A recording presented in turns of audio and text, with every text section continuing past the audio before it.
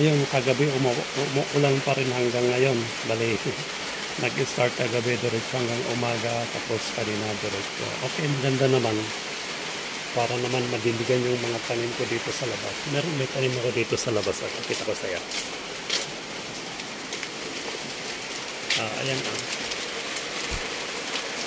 Ayan yung mga tanim ko. Naging brown na sila kasi super init. Kaya ngayon, madiligan na. Maganda na, okay na.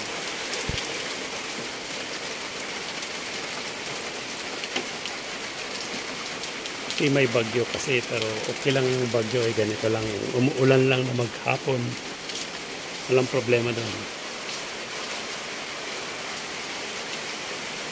Maganda pag ganito lang na hanggang ulan-ulan lang tayo, no? Di ba? Ganon,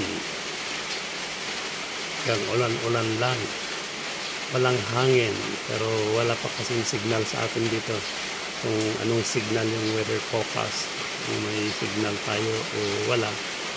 Pero apektado tayo kasi maglalandfall doon sa may Auro, so malapit lang dito. Pero oo nga, bagyo na ulan lang, walang hangin talaga, hindi mo mararamdaman na talagang bagyo, parang normal lang na umuulan lang. Pero yung ulan, biruin mo, kagabi hanggang ngayon. Siguro sa ibang lugar ganun din siguro na umuulan din. Kaya yung mga alaga ko doon, sitting pretty lang sila.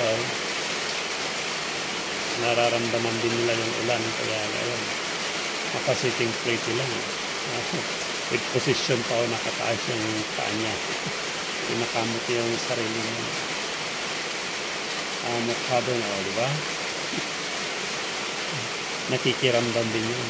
Pero pag tumulog at malakas ng ulan, ginawagwag niya yung kulungan niya.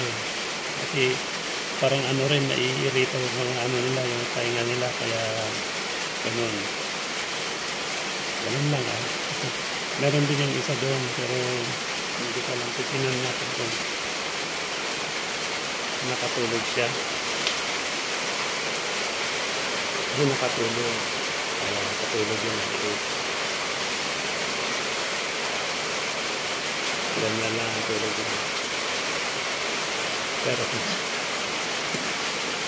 Pero itong isa naman na to,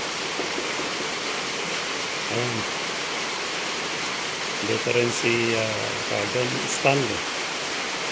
Ayan, nagising na yung maliit ko na 1 month pa lang yan.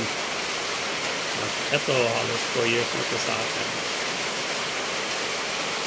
Ito naman si Stanley the second, 2 years na ito. Meron yung isang alaga ko doon, si Troy Napoles, siya, 9 years na siya. Ayan. Gumaganon yun pag, ang alam niya kasi meron akong iabot na pagkain, kaya yung gumagalaw siya ng ganun. Kumbaga nagpapapansin lang.